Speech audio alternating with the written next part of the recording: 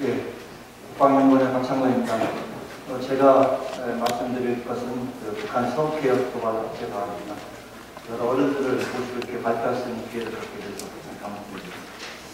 먼저 서북개혁 도발 억제 방안 관련돼서 논의를 시작하자면 서북개혁 도발 억제에 우리가 이제까지 실패해왔구나, 이 문제에 대해서 한번 질문을 들어봐야 될 것 같습니다. 서북개혁 도발은 이제까지 북한이 계속 해왔습니다.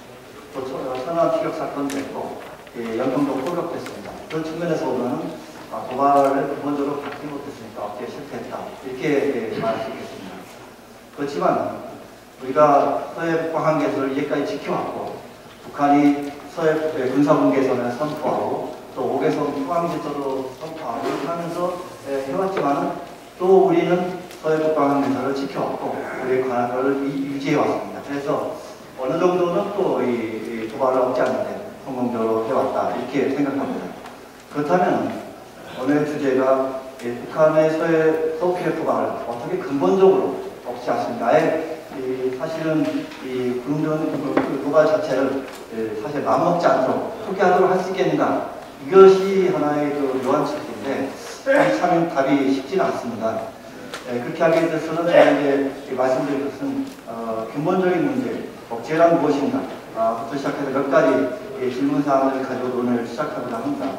첫째는 억제란 무엇인가에 대한 문제, 본질에 대한 문제, 그 다음에 서북개혁 군사도발의 본질과 특성에 대한 문제, 그 다음에 과거 이와 같은 사례들에 대한 시각점이 무엇인가, 그렇다면 앞으로 있을 북한의 군사도발 특성이라든지 우리 억제 전략이 갖고 있는 취약점이 무엇인가, 이와 같은 것을 고려하는데 앞으로 정치 군사적인 억제 능력을 우리가 확보하고 이를 북한한테 시위해서 북한이 마음 못 먹게 하는 방안이 무엇인가, 이런 것들 측면에서 제 발표를 하고자 합니다.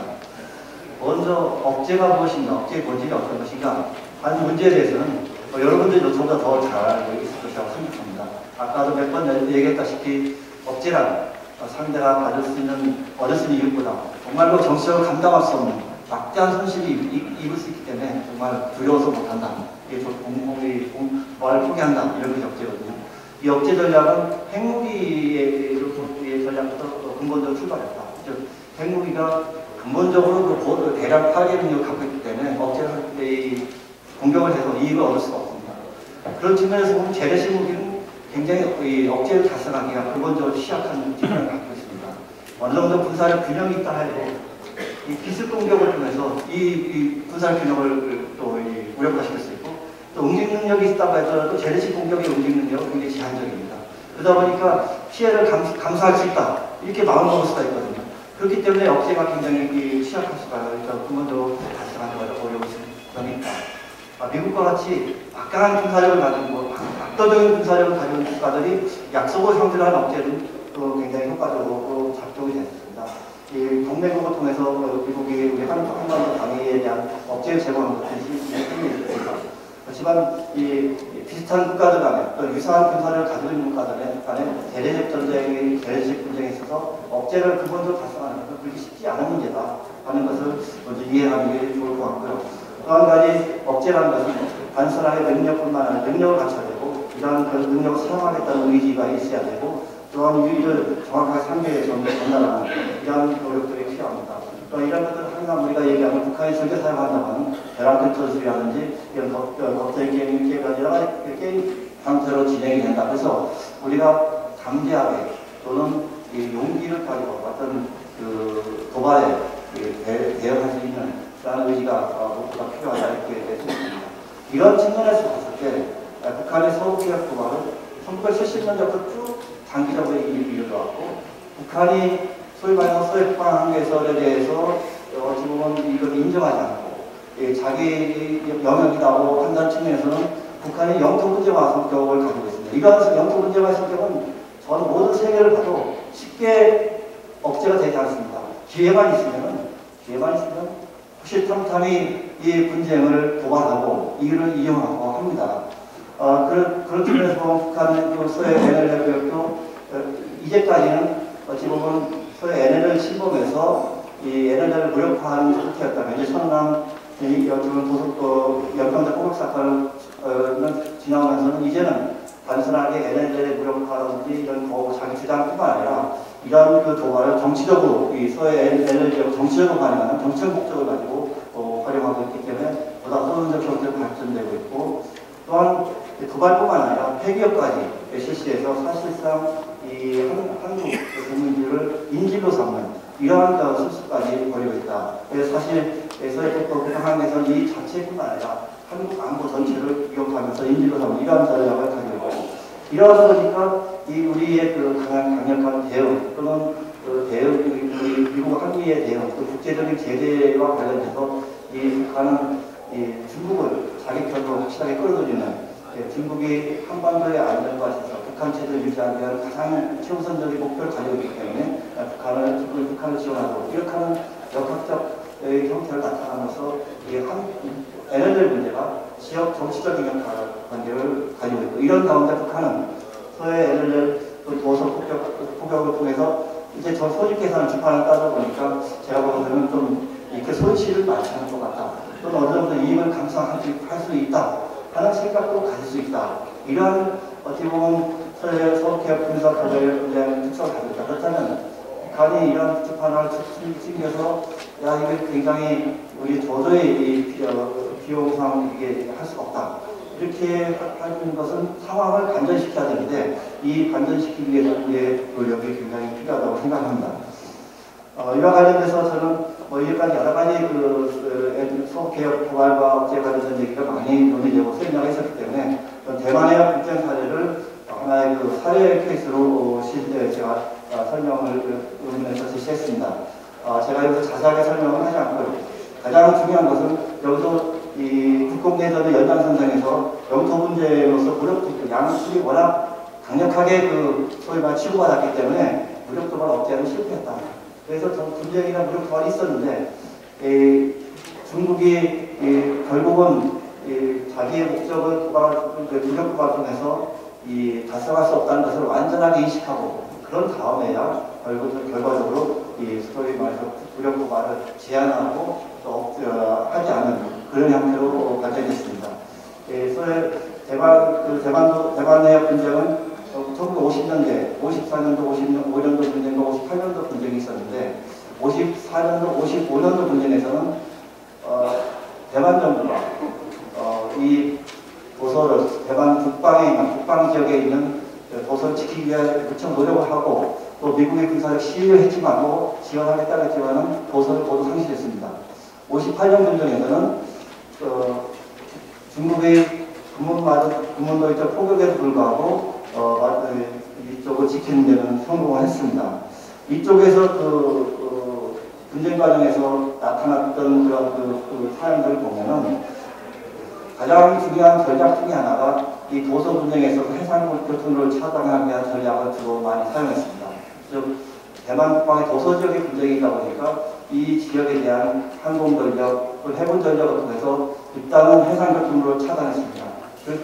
그와 같은 전략을 통해서 대만 북방에 있는 것들에는 중국이 점령하는 데 성공했는데 금문도 마저도 경우에는 이쪽을 공세했었는데 미국이 적극적으로 개입해서 이 공세선을 뚫었죠. 그렇기 때문에 여기에서 실패했고 실질적으로는 나중에 금문마저도 개발시키고 그 이후에 분쟁이 완화되는 이러한 형태를 가졌고 미군이 그냥 부수적인 선언으로서 지원했을 때는 효과가 없었습니다. 직접적으로 군사작전을 통해서 개입을 했을 경우에 실질적인 효과가 있었습니다. 그리고 이 양쪽에서 소위 말해서 무력 충돌이 많이 왔다 갔다 했는데 우리가 말하듯이 무작정적인 확전 형태는 아니었고 함정 간의 전투 또 공중 전략 간의 전투 또 포대와 간의 폭격 이런 형태로 주로 많이 이루어졌었고 또 이러한 것들 간에 주로 대만의 경우에는 중국 연안 포대 지역을 직접적으로 공격하는 그런 공격해서 이걸 무력화하고 하는 그런 전략을 썼었다 하는 것이고 또 한 가지는 특이한 것은 강제부터 미국과 소련은 가급적이면 분쟁을 확대하지 않고 현 상황을 유지하고 관리하고자 하는 그런 것에 중점을 둬서 설득을 했다. 대만과 네반이 중국 대륙 연안을 공격하지 못하도록 미국은 자제를 요구를 해서 그렇게 대만 행동을 제한했고 소련 같은 경우는 미국이 중국 영토를 공격하지 못하도록 미국에 경고하는 그러한 형태의 모습을 가졌다. 이렇게 봅니다. 이런 것들이 우리 개혁, 도발과 관련돼서 한번 생각해봐야 될 점들이 아닌가 이렇게 생각합니다. 우리가 향후 우리 북한의 어떤 군사도발을 억제하기 위해서는 실질적으로 북한이 이 서북개혁에서 어떠한 도발을 어떠한 방식으로 할 것인가 이렇게 예측을 하고 이게 대비를 해야 되는데 이것은 쉽지가 않습니다. 북한이 이제까지는 수상한 도발, 그러니까 소위 북한항에서 대해서 수상한 도발을 중점으로 해왔었다가 이제는 잠수함 함정을 이용했고 도서폭격을 실시했고 수상과 수중, 도서 이런 공간은 전체적으로 지금 활용하는 도발을 하고 있습니다. 또 한 가지 이제 앞으로 공중위협까지 아까 우리 위원장님께서 말씀하셨다시피 공중전력도 활용해서 충분하게 도발도 할 수 있고 또 공중위협도 할 수 있습니다.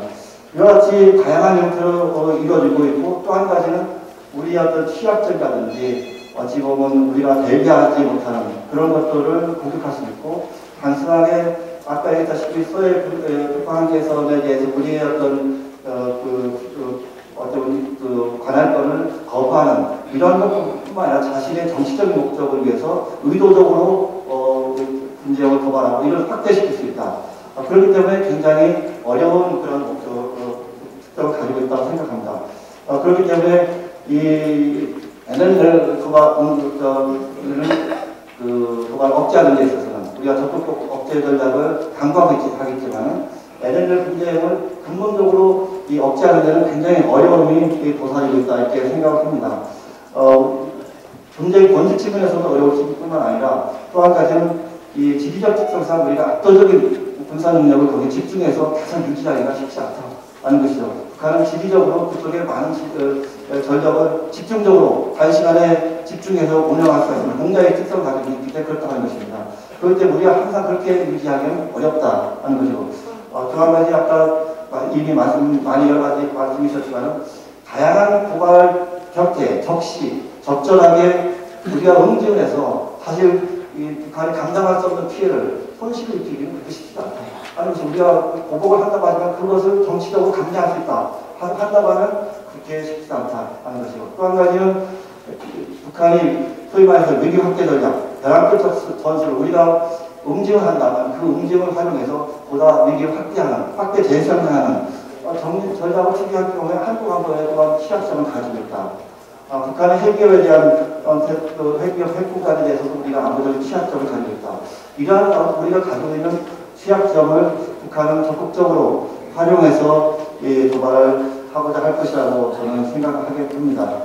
그렇다면 과연 어떻게 우리가 이와 같은 북한의 어떤 도발, 우리가 가지고 있는 서북개혁 강의, 또 북한의 도발 억제를 위한 어떤 노력에 있어서 취약점, 전략에 있어서 취약점 어떻게 하면 극복할 수 있겠느냐 하는 것이 저희들한테 과제입니다. 사실 국방부 합참에서 이미 이와 같은 것에 굉장히 많이 고민을 하고 사실 발표를 했습니다. 이미 오이사 조치로서 발표한 내용들 중에서도 거의 많은 부분을 포함하고 있습니다.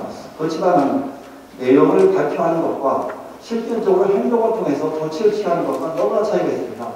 선언적인 조치는 억제에 있어서 아무런 의미가 없습니다. 억제라는 것은 실질적으로 상대한테 비용과 피해를 강화할 수 있고 이를 실질적으로 보여줄 수 있어야지 억제의 효과가 달성됩니다. 이렇게 할 수 없을 경우, 이렇게 하지 못할 경우에는 선언적 의미가 오히려 역효과를 가져옵니다.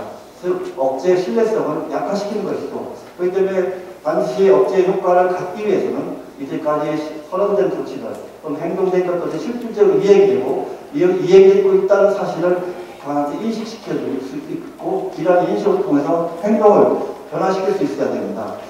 먼저 정치적 억제 능력과 우리가 군사적 억제 능력으로 이렇게 구분해 볼 수가 있겠는데요. 정치적 억제 능력의 강의는 이미 오이사 조치라든지 그동안 많은 조치를 통해서 얘기가 됐었습니다. 우리 남북관계라든지 국제적인 어떤 지렛대를 통해서 북한한테 경제적인 제재, 압박을 통해서 북한이 실질적으로 이 도발하는 이익을 볼 수 없고 군사적으로 잠깐 어찌 보면 자기가 자축할 수는 있지만은 이 정치 경제적으로 너무 좀 손해가 크다 하는 것을 인식시키는 것들 국제사회와의 공조를 통해서 북한 압박하는 것뿐만 아니라 중국도 압박해서 중국이 북한을 지원하지 못하도록 그렇게 하는 것들. 그 다음에 대대적으로 우리가 북한이 군사도발해서 우리 당연히 남남 갈등을 야기시키고 있는데 우리 전성훈 박사가 얘기했듯이 큰 세대, 새로운 세대들이 이렇게 인식하지 않는다. 물론 이것이 한국을 단합시키고 북한에 대한 인식을 똑바로 하는 그런 기회가 되고 있다. 이렇게 이런 것들이 모든 것들이 대북 조치라고 정치적 조치라고 생각합니다. 그렇지만 저는 그와 같은 것에 더해서 두 가지를 말씀드리고 싶고자 하는 것은 하나는 우리 대북 심리전이라든지 정보작전. 사실 북한이 가장 중요한 것은 북한의 어떤 세습체제, 북한의 어떤 정권의 유지라고 생각합니다. 억제의 가장 기본은 북한이 두려워해야 됩니다. 자기 도발에 대해서 손해를 막심하면서 최대의 위협을 느낀다 하는 것을 두려워해야 되는 가장 그것이 어찌 보면 우리가 대북 심리전 북한이 굉장히 중요한데 만약 북한이 도발을 하게 되면 우리 대북 심리전 적극적으로 하겠다. 정보작전을 적극적으로 수행하겠다. 그런 대만의 분쟁에서 장기협정도 똑같이 전단살포라든지 굉장히 많이 대만의 분쟁에서 중국 대륙에 대해서 사용했던 전략과 전술을 합니다. 우리도 이와 같은 것들을 적극적으로 하겠다. 우리께서 북한이 도발 안 할 때는 자제하지만 도발하는 경우는 그렇게 하겠다는 걸 적극적으로 공표하고 수행하는 것이 중요하다고 생각하고 또 한 가지는 우리가 적극적 억제 전략과 확장 억제 능력을 얘기했습니다. 적극적 억제 능력을 말뿐만 아니라 실질적으로 이행하고 적극적으로 추진해서 도발 목적을 적극적으로 응징하고 이에 순간을 제작하겠다. 그 다음에 확장 억제 능력 중국이 굉장히 두려워합니다. 한 확장 억제는 미사일 방어 체계뿐만 아니라 우리 정면 타격 능력에서 북한 정권 지도부를 직접적 타격하고 또 WMD라든지 발사대에 대한 우리 공격 위험 징후가 있으면 즉각적으로 공격할 수 있는 이런 전략들을 다 포함할 수가 있습니다. 이러한 것들은 전략은 가장 중요한 것은 중국의 경우에는 한반도의 안전과 평화를 굉장히 유지합니다. 그래서 북한을 지원합니다. 그렇지만 북한의 지원을 지원하는 중국이 지원하는 북한이 도발을 했어. 이것이 오히려 중국이 지원하기 때문에 북한은 도발하고 이로 인해서 한국이 적극적으로 대응을 함으로써 오히려 위기가 더 고조됐습니다. 즉 한반도 안정을 취하기 위한 북한의 지원이 결국은 안정을 한데 불안정을 도달할 수 있다. 이런 것들을 중국한테 인식시키고 이런 전략을 우리가 정확하게 추진하고 이런 것을 중국에 전달하면서 중국이 북한을 지원하지 못하도록 그렇게 하는 역학적인 관계를 추진하는 것이 굉장히 중요하다고 생각합니다. 군사적 억제 능력 확보 방안에서는 가장 중요한 것이 이제까지 우리 도서 강의를 위해서 우리 도서 전력도 증강하고 있고 우리 함정의 대담 능력도 하고 있습니다. 북한이 사용할 수 있는 공격, 수상, 수중, 도서, 공중 모든 공격 공간에 대한 대비 능력을 갖춰야 됩니다. 이게 가장 중요한 것 중에 제가 말씀드리고 싶은 것은 우리 말씀 땜빵식에 그것은 안 된다. 제 얘기가 그러니까 일시적으로 갖다 놓고 가령 예를 들면 수상한 전력을 강화하기 위해서 수상한 능력을 기본적으로 강화시켜서 하는 것이 아니고 일시적으로 거기에 매척을 더 해갖고 하면 그것이 일시적인 것은 될 수 있지만 항상 그렇게 유지할 수가 없다는 것이죠. 그러니까 갖다 놓은 것은 항상 필요가 쌓이게 되고 이것이 오히려 더 역효과를 가질 수 있다. 그래서 근본적으로 우리가 각 위협에 대한 것을 분석하고 이에 대해서 응징을 할 때 압도적인 응징 비용을 할 수 있는 능력을 갖출 수 있도록 수상, 수중, 그다음에 보소, 그다음에 공중에 대한 대비를 해야 되는데 수상함의 경우에는 특히 가장 중요한 북한이 굉장히 유연하게 활용하셨다고 합니다. 지난달에도 북한이 잠시 LLL 도발을 했었습니다. 이와 같이 군사적 긴장을 조성하기 위해서 단순하게 침범해서 도발하고 또 하나는 LLL 이항으로 해안포를 사격해서 우리 함정이 없는 지역에 해안포를 사용해서 공격해서 위협을 할 수 있고 또 다양하게 이 위협의 수위를 긴장을 조성하는 다양한 방법으로 이 위협과 힘을 조절할 수 있다. 이와 같은 것에 대해서 우리가 실질적으로 효과적으로 대응할 수 있는 그런 억제책을 갖추는 것이 굉장히 중요한데 이러한 것들에 대해서는 우리가 이제 탄력성 있게 대처하면서도 어떠한 수준에 대해서는 적극적으로 응징하는 그런 우리 통상적 바로 레드라인이 뭐 이런 말을 했는데 이런 것들은 어떤 대응 태세, 정비 태세를 갖추는 것이 굉장히 중요하다고 봅니다. 또 한 가지 북한의 위기 확대 전략인데 위기 확대 전략을 우리가 보복을 함으로써 그런 응징을 함으로써 이에 대해서 다시 소위 말해서 북한의 도발을 군사 공격을 할 수 있는 것도 군사적 차원에서 또 한 가지는 이런 것을 우리의 전략을 알고 있기 때문에 이를 역으로 이용해갖고 우리가 자신이 도발하고 우리가 소위 말해서 응징을 하도록 하고 그것을 또 역으로 이용해서 위기 확대 전략을 정치적 목적으로 활용할 수 있다. 과연 이런 것들에 대해서는 어떻게 할 것이냐. 결국은 우리 한반도 안보 문제가 우리의 남북한 문제뿐만 지역 안보 역학과제의 지역 정치적 역학 관계 속에 있기 때문에 우리의 방위태세로 공직 능력을 충분하면서도 한미 연합 방위체제에 의해서 이를 단호히 응징한다 하는 것을 강력하게 공약하고 이를 능력을 보여주고 과시하는 태세를 정리하는 것이 굉장히 중요하다고 생각합니다. 이런 측면에서 작년 12월에 한미 합참의장 간에 도발에 대해서 한국이 주도하고 미국이 소위 말해서 지원하겠다 하는 것을 했는데 이와 같은 연합방위 체제를 굳건히 갖추는 그런 체제를 다시 재발하는 것이 굉장히 중요하면 이러한 것들에 대해서 우리 응징 능력, 대응 능력을 하기 위한 항상 군사력 시위라든지 우리 능력을 과시하는 것이 중요하다. 즉 북한이 대한 정보, 어떤 도발에 대한 정보 징후가 있을 경우에 우리가 군사력 도발을 사전에 군사력 도발을 통해서 시위하고 예를 들어서 우리가 움직임을 가지고 있다는 것을 보여주는 것이 중요하다. 정보와 작전 태세가 항상 같이 유기적으로 결합돼서 움직일 수 있을 때만이 효과적인 법대책을 가질 수 있다고 봅니다. 마지막으로 우리가 한미 간의 확대 능력 구축하기 위해 노력하고 있는데 북한의 핵 WMD 위협에 대해서 적극적인 확대 체제를 구축해서 북한의 핵 공간이라든지 다른 위협 공간에 대해서 한국 국민이 불안하지 않도록 하는 것이 중요하다고 생각합니다. 마지막으로 말씀드릴 것은 억제는 응징과 상대한테 비용을 지불하도록 함으로써 소위 말해서 도발을 못하도록 하는 것입니다. 유화적인 접근 방식은 소위 말해서 일시적인 미봉처럼 될 수 있지만 상대의 기본적인 여러 가지 전쟁 역사를 보면 상대 근본적인 생각을 볼 수는 없다. 그렇기 때문에 우리가 이런 확실한 공격력을 갖추는 것이 중요하고 이와 같은 것을 추구하는 데 있어서 정치적 억제 방안과 군사적 억제 방안을 잘 조화시켜서 균형있게 추진하는데 그 특성과 차이를 잘 이해해야 된다. 정치적 억제 방안은 군사적 억제 방안이 북받침되지 않을 경우에는 정치적 억제 방안은 아무 효과가 없다라는 거죠. 두 번째는 정치적 억제 방안은 효과가 불확실한 측면이 있습니다. 효과가 단기적으로 나타나지 않는 경우가 많고 장기적인 특성을 가지고 있습니다. 그렇지만 군사적 억제 방안은 효과가 직접적입니다. 즉각 공중의 비용을 확실하게 지급하니까 그렇지만 전쟁이나 이런 근본적인 해결책은 강조되는 게 자연적이다. 그래서 상호 정치적 억제 방안과 군사적 억제 방안을 상호 조화 균형 있게 추진하면서 효과적인 억제를 달성할 수 있다.